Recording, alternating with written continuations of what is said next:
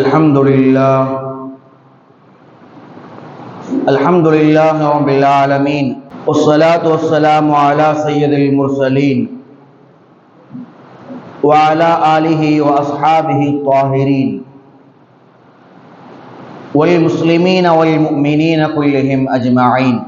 أما بعد، فأعوذ بالله من الشيطان الرجيم. بسم الله الرحمن الرحيم. يا أيها الذين آمنوا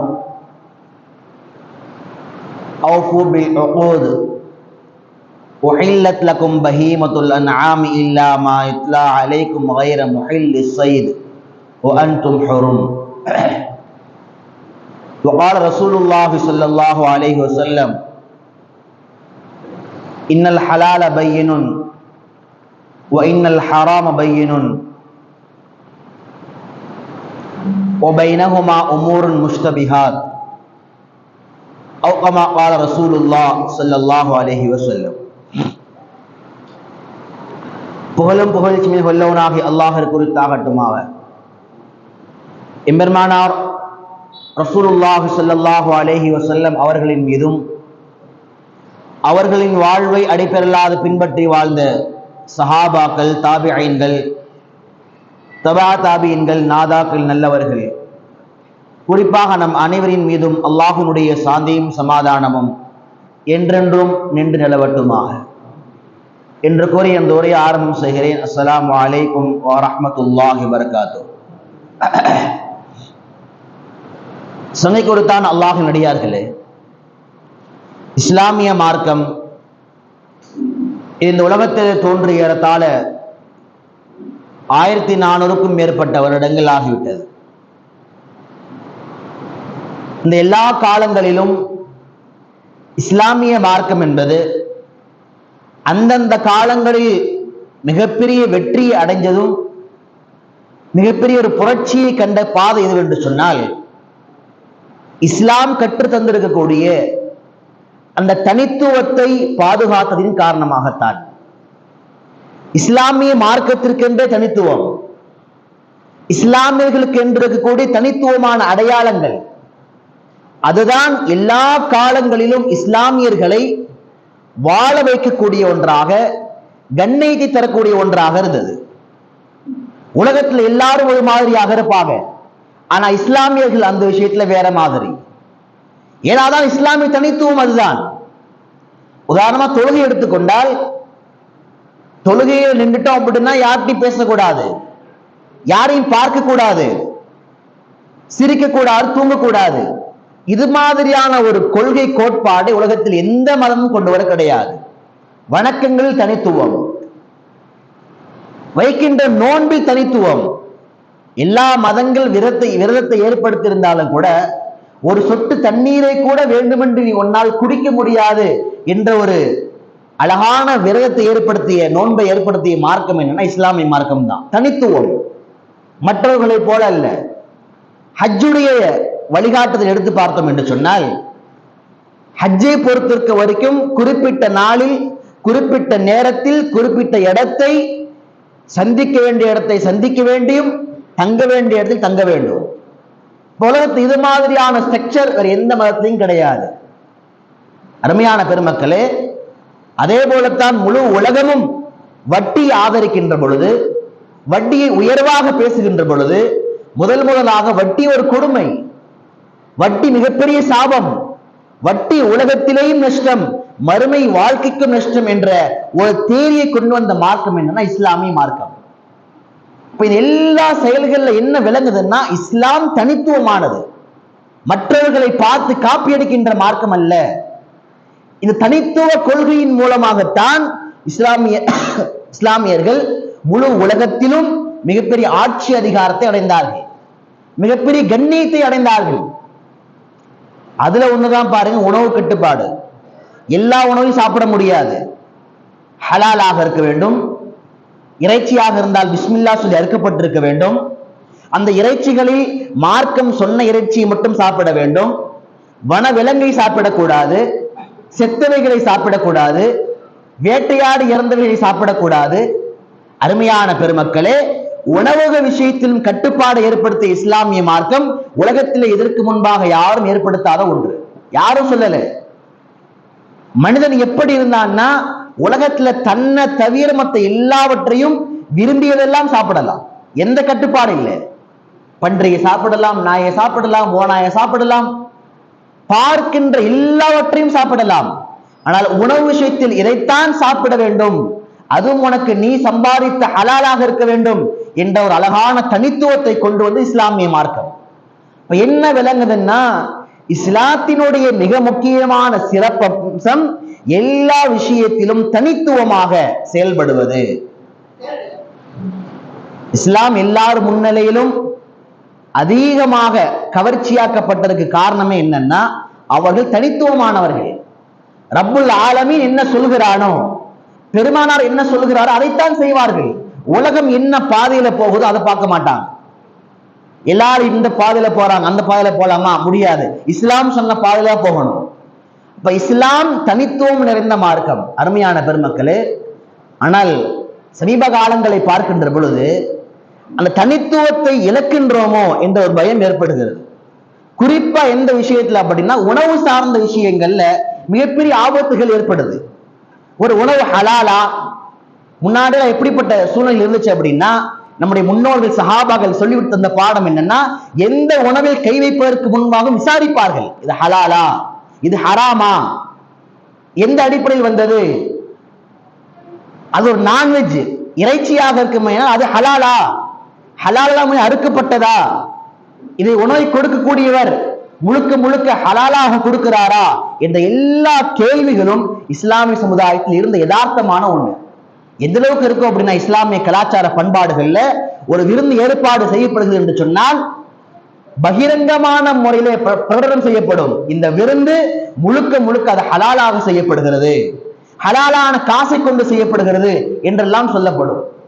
இன்னைக்கு எல்லா விஷயங்களும் மாறி போச்சு. நீ பல்வேறுபட்ட மோசமான தனித்துவத்தை எழுந்து நிற்கக்கூடிய இடத்துல ஒண்ணு என்னன்னா, இஃப்தார் விருந்து. எங்க பார்த்தாலும் இஃப்தார் விருந்து. கவுன்சில் ஏற்பாடு பண்றாரு, எம்எல்ஏ ஏற்பாடு பண்றாரு. இத்தனை வருடங்களாக கூத்தாடிகளாக இருந்த கூத்தாடிகள் இப்ப ஏதோ இஸ்லாமியர்களை ஆதரிக்கிறோம், அரவணைக்கிறோம் என்ற பெயரிலே இஃப்தாருடைய விருந்து ஏற்பாடு செய்யப்படுகிறது. இதையெல்லாம் இந்த சமுதாயம் பார்த்து கொண்டு அதை அந்த விஷயத்தில் எந்த விதமான எச்சரிக்கையும் கிடையாது. உதாரணமா ஒண்ணும் இல்ல, எல்லா கட்சிகளையும் சேர்த்து பேசலாம். அரசியல் ரீதியாக இஃப்தார் விருந்தை செய்யக்கூடியவர்களை அரசியலாக வரவேற்கலாமா? அது வேறு பாதை. ஷரீஅத்துடைய பாதை வரவேற்க முடியுமா? ஷரீஅத்தாக அதை அனுமதிக்க முடியுமா? அருமையான பெருமக்களே, என்ன சொல்லறாங்கன்னா, நாங்க இஃப்தார் விருந்து மூலமா நாங்க இஸ்லாமியர்களுக்கு ஆதரவாக இருக்கிறோம் என்பதை வெளிப்படுத்துகிறார்களாம். இந்த ஆதரவு கிடையாது. எங்களோடு உணவில் நீங்கள் ஒன்றாக நிற்க தேவையில்லை, எங்களுடைய உணர்வோடு ஒன்றாக நிற்கணும், உணர்வோடு எங்கள் உரிமையோடு இருக்கணும். இஸ்லாமில் வக்ஃபோடு பிரச்சனை, சட்டவாரிய பிரச்சனை, அவர்களோடு தோல் தோளாக நிற்க வேண்டும். இதான் ஆதரவு. அதை விட்டு ஒரு நேரம் தொப்பி போட்டு உட்கார்ந்து ஊரை ஏமாத்துறதும், அதுக்கு சரி என்று முட்டு கொடுக்கக்கூடிய இஸ்லாமிய சொந்தங்கள் என்னவென்று சொல்வது? ஷரீஅத் ரீதியாக அணுகுங்கள். அரசியலா செய்யலாமா வேணாமா அந்த பாதை வேற, அந்த இடம் வேற. ஷரீஅத்தாக கூடுமா? அருமையான பெருமக்களே, இத்தனை வருட காலங்களாக நடித்து கொண்டிருந்த அந்த கூத்தாடிகள் தன்னுடைய அதிகமான படங்களில் இஸ்லாமியர்களை தீவிரவாதியாக காட்டிய ஒரு மாபாதகன், மிகப்பெரிய கொடுங்கோலன், பல எதிர்ப்புகள் இருந்தும் கூட பல்வேறுபட்ட படங்களில் இஸ்லாமியர்கள் எதிரிகளாக சித்தரித்தவன். சொல்ல போனா பல படங்களுக்கு நாம் இஸ்லாமியர்கள் எதிர்ப்பு தெரிவிச்சிருக்கிறோம். இன்னைக்கு என்ன சொல்றானுங்க, அதெல்லாம் கடந்த காலம், இப்ப அரசியல் தலைவரா மாறிட்டாரு. எப்படி தலைவரா மாறினாரு? ஒரு கூத்தாடியாக இருப்பவன் தலைவனாக எப்படி மாற முடியும்? அப்ப தலைவனுக்கான தகுதி அவ்வளவுதானா? ஒரு நடிகனாக இருந்து விட்டால், உலகத்தை ஏமாற்றும் நடிகனாக இருந்து விட்டால் தலைவனாக மாறிவிட முடியுமா? அருமையான பெருமக்களே, இதெல்லாம் ஏமாத்துகின்ற பகட்டுகள். அப்ப உண்மையிலே நீ மாறியவனாக இருந்தா என்ன செய்யணும் அப்படின்னா, கடந்த காலங்களில் இந்த சமுதாயத்தை நான் பல்வேறுபட்ட என்னுடைய சினிமாக்களில் நான் எதிரிகளாக காண்பித்து விட்டேன், அதுக்கு இப்போது நான் வருத்தப்படுகிறேன் என்று கண்டனம் பகிரங்கமா கொடுக்கணும், அறிக்கை கொடுக்கணும். கொடுப்பாங்களா? கொடுக்க மாட்டாங்க. அப்ப இதெல்லாம் என்ன அப்படின்னா, இஸ்லாமியர்களை ஏமாற்றுவதற்கான வேலை. அருமையான பெருமக்களை, இது ஒரு புறத்துல இருக்கட்டும். இன்னொரு புறத்துல பாருங்க, இஸ்லாமிய சமுதாயம் எவ்வளவு கேடுகட்ட சமுதாயமா மாறிடுச்சு அப்படின்னா, அந்த இஃப்தார் விருந்துல கலந்துக்கிறதுக்காக அல்லாஹ்வுக்காக வைக்கப்பட்ட நோன்பை விட்டு அல்லாஹ்வுக்காக இருக்க வேண்டிய இந்த நோன்பை எல்லாம் கடந்து அந்த கூத்தாடியை பார்க்க வேண்டும் என்பதற்காக வேண்டி அலைமோதி கொண்டு கூட்டத்தில் முட்டிக்கொண்டு அல்லாஹ்வுடைய பொருத்தத்தை எதிர்பார்க்காமல் அவனை பார்க்க வேண்டும் என்ற மோகம் இருக்கிறது. ஈமான் எங்க பறிபோனது? ஈமானுக்கான பதில் என்ன? இந்த நோன்பு அல்லாஹ்வுக்கானது. அறிஞர் பெருமக்கள் சொல்வார்கள், நீ சாப்பிடுகின்ற உணவு, எதை நீ நோன்பாக உணவு சாப்பிட்டு வைக்கிறாயோ அது முழுக்க முழுக்க ஹலாலாக இருக்க வேண்டும். எந்த உணவை கொண்டு நோன்பு திறக்கிறாயோ அது ஹலாலாக இருக்கணும். ஏன்? இந்த நோன்பு அனைத்தும் அல்லாஹ்வுக்கானது. நோன்போடு ஒவ்வொரு நிமிடங்களும் என் ரப்புல் ஆலமீனுக்கானது. எவனோ சாப்பாடு போடுவான், எவனோ இஃப்தார் விருந்து கொடுப்பான். இந்த சமுதாயம் தரங்கெட்டு போனதுக்கான மிக முக்கியமான காரணிகள்ல ஒண்ணு, எங்க இலவசத்தை நீட்டாலும் முதல்ல போயிடுவான். ஒரு சேலை கொடுக்குறான்னு சொல்லுங்க, எல்லாம் முடிஞ்சு போச்சு. ஒரு நேரம் டீ காஃபி தரான்னு சொல்லுங்க, எல்லாம் முடிஞ்சு போச்சு. ஒரு நேரம் சாப்பாடு போடுறான், எப்படிப்பட்ட எதிரி நண்பனா மாறிடுவான். அப்ப அது மாதிரியான கலாச்சார சீர்கேட்டுல ஒண்ணுதான் இஃப்தார் விருந்து. யார் போட்டாலும் போறது, போடக்கூடியவர்கள் தவறில்லை. போடக்கூடியவர்கள் அந்த பணம் எங்கிருந்து வருகிறது? ஹலாலான பணமா? நியாயமாக சம்பாதிக்கப்பட்ட பணமா? காலம் முழுக்க மற்றவர்களை ஏமாற்றி சினிமா துறையின் மூலமாக ஹராமாக சம்பாதிக்கப்பட்ட பணம், வட்டியின் மூலமாக சம்பாதிக்கப்பட்ட பணம், மோசடியின் மூலமாக சம்பாதிக்கப்பட்ட பணம். இந்த பணத்தை நீ ஒருத்த இஃப்தார் திறக்கிற அப்படின்னா உன் நோன்பின் நிலைமை என்ன? அருமையான பெருமக்களே, நம்முடைய நோன்பை பற்றி நாம் தான் யோசிக்கணும், மற்றவர்கள் யோசிக்க மாட்டார்கள். என் நோன்பின் நிலைமை என்ன? இறைவன் பொருந்திக் கொள்வானா? ஒரு நாள் முழுக்க சிரமமாக நோன்பு நோற்றேனே, இதை இறைவன் பொருந்திக் கொள்வானா என்பது மற்றவர்கள் கவலை கிடையாது, நான் யோசிக்கணும் அல்லவா? இஃப்தாருடைய நேரத்தில் நான் சாப்பிடுகின்ற பேரித்தம்பழம், நான் சாப்பிடுகின்ற கஞ்சி, நான் சாப்பிடுகின்ற ஒரு வடை சமோசா, எதுவான இருக்கட்டுமே, அது ஹலாலாக வந்திருக்கிறதா? அப்ப இதை மஹல்லாக்கள்ல ஒருங்கிணைக்கிறதே சிரமம். அப்படிங்கிற பொழுது எங்கேயோ ஒருவன் யாரோ ஒருவன் இஃப்தார் விருந்து கொடுக்கின்றான் என்று சொன்னால், அருமையான பெருமக்களே, இந்த சமுதாயத்தை போல இந்த விஷயத்துல இவ்வளவு மலிவாக நடந்து கொள்ளக்கூடிய சமூகம் யாரும் கிடையாது. எங்க என்ன போட்டாலும் போயிடுவோம். ஒண்ணு இல்ல, யாராவது விருந்து போட்டுட்டோம், எந்த விருந்தே தெரியாது. எந்த விருந்து யாரு போடுறா, ஹலாலா ஹராமா, எதன் அடிப்படையில் எதுவுமே தெரியாது, எல்லாம் சாப்பிடுறோம். அருமையான பெருமக்களே, நான் அடிக்கடி சொல்வது உண்டு, இந்த விஷயங்கள்ல நிர்வாகங்கள் மிகப்பெரிய பொறுப்பு இருக்கிறது. ஒவ்வொரு மஹல்லாக்களும் சரி என்ன செய்யணும்னா, சஹருடைய விருந்து யார் போட்டாலும் சரி நிர்வாகம் அதை கவனிக்க வேண்டும்.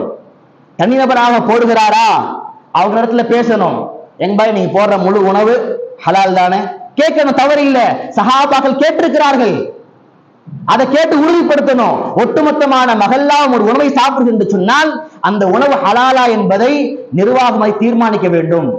சரி, ஒருத்தரா போடலைங்க, பல பேர் வசூல் பண்ணி போடுறாங்க. வசூல் யார் செய்கிறார்களோ அவர்கள் உறுதிப்படுத்தணும், நாங்கள் போடக்கூடிய இந்த உணவு முழுக்க முழுக்க ஹலாலாக வசூல் செய்யப்பட்டது. அருமையான பெருமக்களே, 500 600 700 நபர்களுடைய நோன்பு சாதாரண விஷயம் அல்ல. அந்த நோன்பு ஹராம் கலந்து விட்டால் அந்த நோன்பு கூடாது, பாவ நன்மைக்கு பகரமாக பாவமாக மாறிவிடும். இந்த எல்லா ஒழுக்கவியல் கோட்பாடுகளும் நம்ம இன்னைக்கு மறந்து போயிட்டோம். எந்த இடத்துல எந்த விருந்துகள் போட்டாலும் நீங்க போயிடுறோம். அருமையான பெருமக்களே, யாருடைய உணவாக இருந்தாலும் சரி, நம்முடைய வீட்டுடைய உணவை தாண்டி எந்த உணவை கைவிப்பதாக இருந்தாலும் அது யார் செய்கிறார், அது ஹலாலாக வந்திருக்கிறதா என்பதை தெரியாமல் நாம் சாப்பிடுவது இருக்கின்றது, நம்மை நாமே மடமையாக ஆக்கிகள் ஒரு சமம். அப்படி கேட்கறதுனால தவறெல்லாம் கிடையாது. மார்க்கம் சொல்லுது, ஒரு உணவு உனக்கு சந்தேகமாக இருக்கின்றதா, யாரிடம் வந்தது என்று தெரியவில்லையா, அதை தாராளமாக கேள். என்பது இது ஹலால் தானே, பிரச்சனையே இல்லை, ஹலால் சொல்லிட்டா முடிஞ்சு போச்சு. அதே போல இஃப்தாருடைய விருந்து அப்படிதான். இஃப்தாருக்கு அரிசி கொடுக்கறாங்க, பேச்சம்பழம் கொடுக்கறாங்க, வடை கொடுக்கறாங்க, வாங்கி வச்சுக்கலாம். கொடுக்கறதே பெரிய விஷயங்க. இதுல எப்படி கேள்வி கேட்கறது? கொடுக்கறதே பெரிய விஷயம் அல்ல, கொடுக்கின்ற ஒவ்வொரு பொருளும் ஹலாலாக இருப்பது பெரிய விஷயம்.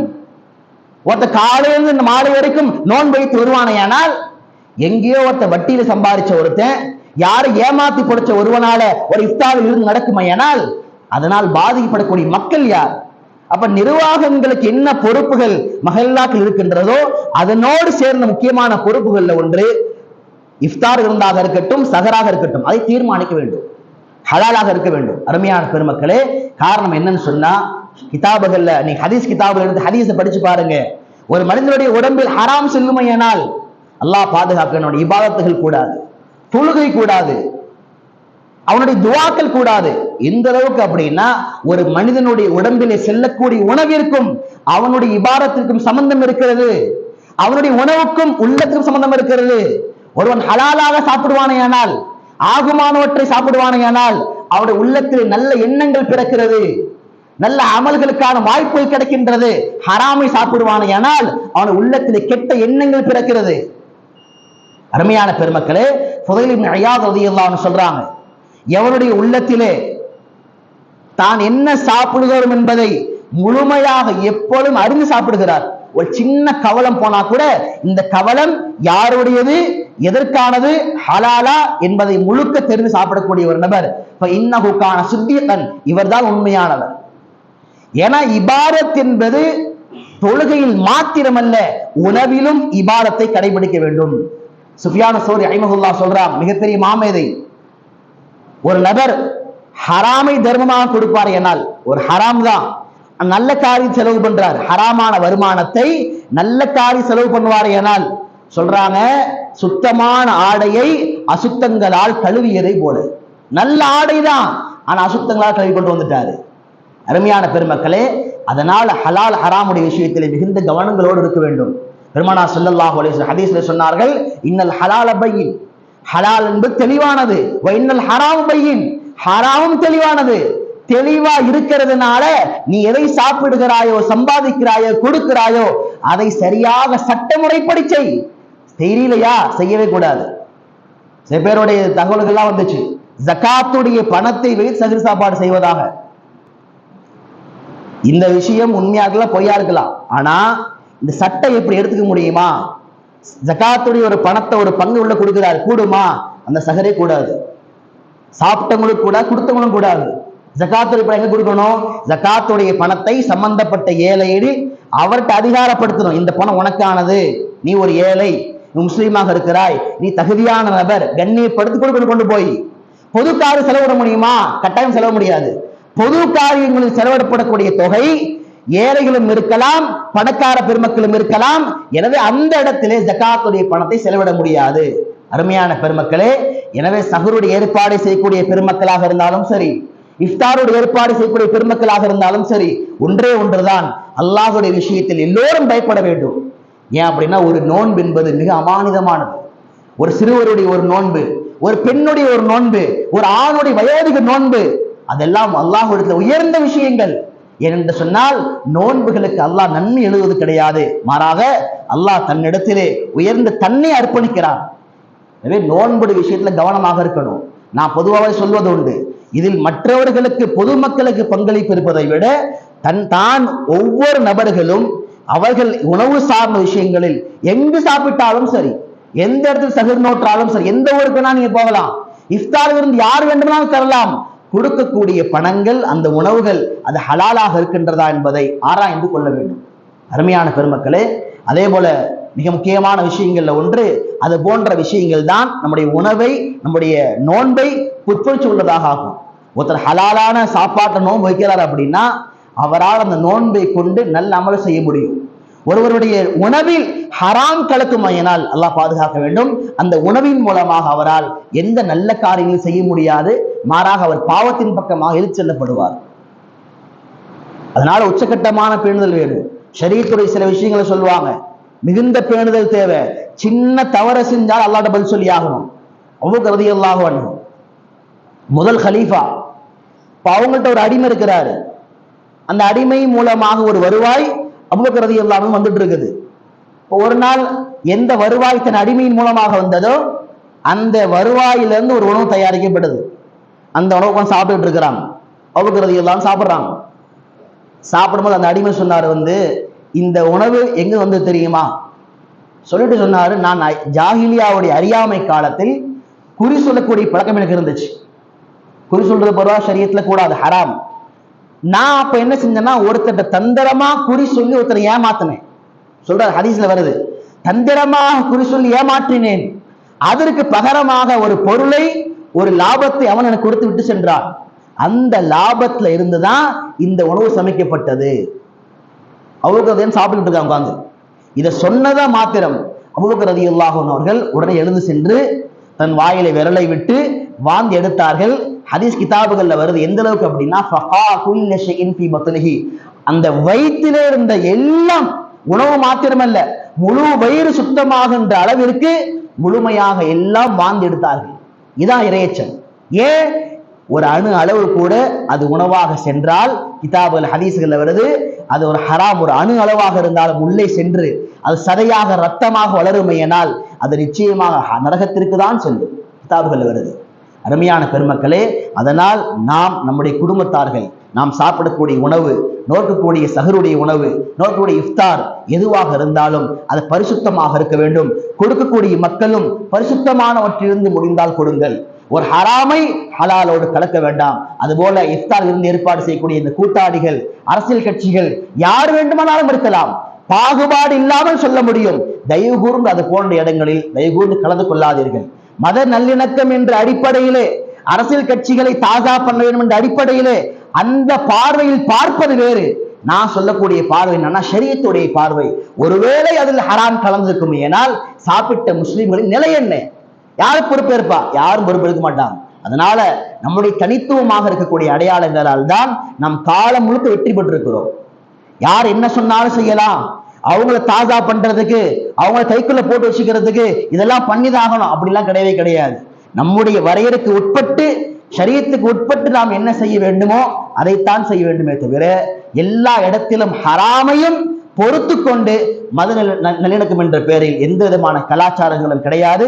இந்த விஷயம் நாம் முழுமையாக புரிந்து கொள்ள வேண்டும். குறிப்பாக ரமலானுடைய காலங்கள் பல்வேறுபட்ட விஷயங்களால் நாம் ஏமாற்றப்படுகிறோம். பல்வேறுபட்ட சோதனைகள், அதில் ஒரு முக்கியமான சோதனைகள் தான் இந்த உணவு சார்ந்த சோதனைகள். எனவே இந்த விஷயத்திலே எல்லோரும், நிர்வாகங்கள் உட்பட, ஜமாத்தார்கள் உட்பட, உணவை கொடுப்பவர்கள் வாங்குபவர்கள், கஞ்சியை கொடுப்பவர்கள் வாங்குபவர்கள் எல்லாரும் இந்த விஷயத்தில் மிகுந்த கவனத்தோடு செயல்பட வேண்டும். வல்லரஹ்மா நாம் அனைவருக்கும் இந்த ரமலான் மாதம் முழுக்க எல்லா நோன்புகளையும் ஹலாலான முறையிலே பரிபூர்ணமாக பரிசுத்த உணவுகளை கொண்டு நோற்று, அதே போல பரிசுத்தமான முறையில இஃப்தார் வைக்கக்கூடிய ஒரு பாக்கியத்தையும் நம்முடைய எல்லா நோன்புகளையும் அல்லாஹ் கபூல் செய்த வண்ணமாக ஒரு தௌஃபீக் ஏற்படுத்தி தருவானாக. வாழும் காலமெல்லாம் ஈமானோடு வாழ்ந்து மரணிக்கின்ற பொழுது கலிமா லா இலாஹ இல்லல்லாஹ் முஹம்மது ரசூலுல்லாஹ் சொல்லி வண்ணமாக அல்லாஹ் மௌத்தை நசீபாக்கி தருவானாக. வாஹிரு தாவானா அல்ஹம்துலில்லாஹி ரப்பில் ஆலமீன்.